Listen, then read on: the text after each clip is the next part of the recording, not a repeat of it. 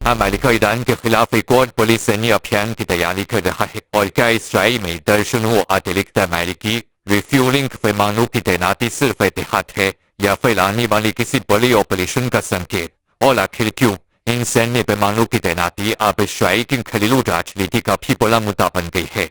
आज के इस एक्सप्लेनर में हम बात करेंगे और समझेंगे कि आखिर अमेरिका की नई रणनीति क्या है, जमीन पर हालात कैसे बदल रही है और इस पूरे घटनाक्रम का मतलब क्या है। नमस्कार, आप देख रहे हैं न्यूज 18 का डिजिटल प्लेटफॉर्म और मैं हूँ आपके साथ जानते के खंडवार।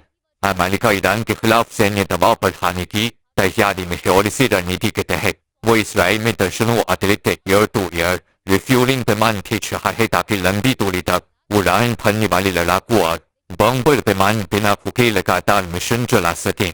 एक्सोर्सेस की रिपोर्ट के मुताबिक वॉशिंगटन ने इसराइल को इस अतिरिक्त तैनाती की जानकारी दे दी है। दरअसल किसी भी लंबी दूरी के सैन्य अभियान में सिर्फ लड़ाकू विमान ही काफी नहीं होते, उन्हें हवा में ही ईंधन उपलब्ध कराने वाले रिफ्यूलिंग विमान पूरे ऑपरेशन की रीढ़ माने जाते हैं और यही वजह है कि इन विमानों की संख्या बढ़ाना किसी संभावित बड़े सैन्य अभियान की तैयारी के तौर पर देखा जा रहा है। अब जानते कि इसराइल में इन विमानों की तैनाती की मौजूदगी जो हालात है, जो मौजूदा तस्वीरें है वो क्या है। देखिए, फिलहाल इसराइल पहले से ही 60 से ज्यादा अमेरिकी रिफ्यूलिंग विमान मौजूद है। इनमें करीब 30 विमान तेल अवीव के पास बेन गुरियन इंटरनेशनल एयरपोर्ट पर तैनात है, जबकि 30 विमान दक्षिणी इसराइल के रेमन एयरपोर्ट पर मौजूद है। अब पेंटागन आने वाले दिनों में दर्जनों और रिफ्यूलिंग विमान भेजने की तैयारी कर रहा है और इसका मकसद युद्ध की शुरुआत के समय जो इतना बड़ा एयर सपोर्ट नेटवर्क था उसे फिर से उसी स्तर पर लाना है। पेंटागन की योजना है कि नए विमान भी बेन गुरियन एयरपोर्ट पर रखे जाएं क्योंकि क्षेत्र के दूसरे एयरबेस पर ईरान की मिसाइल या ड्रोन हमलों का खतरा ज्यादा माना जा रहा है। अब बात करते हैं उस सवाल की जिस पर पूरी दुनिया की नजरें टिकी हुई है। ट्रंप प्रशासन के सामने आखिर कौन कौन से सैन्य विकल्प थे? लेकिन मंगलवार को व्हाइट हाउस के सिचुएशन रूम में राष्ट्रपति डोनाल्ड ट्रंप को कई नए सैन्य विकल्पों की जानकारी दी गई।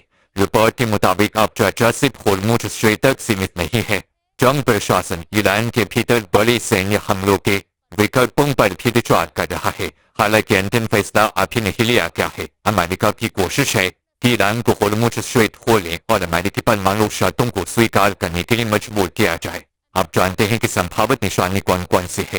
तो देखिए, पहला है ईरान के पिछले संयंत्र यानी पावर प्लांट जिन पर बमबारी का विकल्प शामिल है।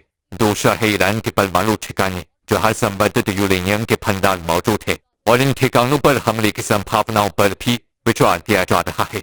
तीसरा है पिक्सेस माउंटेन जहां पर एक संदिग्ध भूमिगत परमाणु सुविधा बनाए जाने की बात कही जा रही है और ये साइट भी अमेरिकी रडार पर है। और अब नजर जाते हैं मौजूदा जंग के हालात पर। देखिए, होर्मुज स्ट्रेट और ईरान के दक्षिणी तट पर अमेरिकी हमले लगातार 7वें दिन की जारी रहे।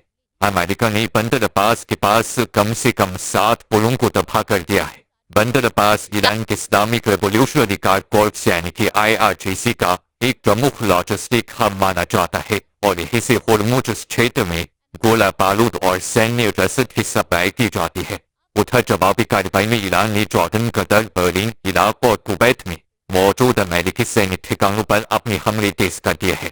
IRGC ने सीरिया में भी एक अमेरिकी सैन्य बेस पर हमला करने का दावा किया। हालांकि जानकारी के मुताबिक अमेरिकी सैनिक महीनों पहले ही उस बेस को खाली कर चुके थे।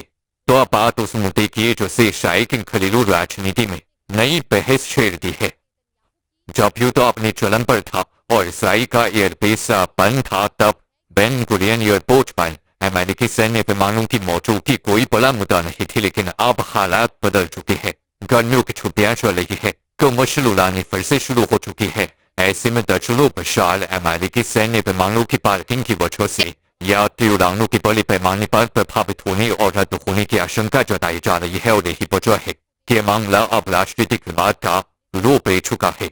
इसराइल में सिर्फ 3 महीने बाद चुनाव होने हैं। प्रधानमंत्री बेंजामिन नेतन्याहू की सहयोगी और परिवहन मंत्री मेरी रेगेव ने मांग की है कि इन अमेरिकी विमानों को बेन गुरियन एयरपोर्ट से हटाया जाए या इनकी संख्या सीमित की जाए। लेकिन इसराइली रक्षा मंत्रालय और इसराइली सेना इस मांग के खिलाफ है। वही वॉशिंगटन ने इसराइल से इन विमानों के लिए जगह उपलब्ध कराने की अपील की है। अब अंतिम फैसला प्रधानमंत्री बेंजामिन नेतन्याहू को करना होगा।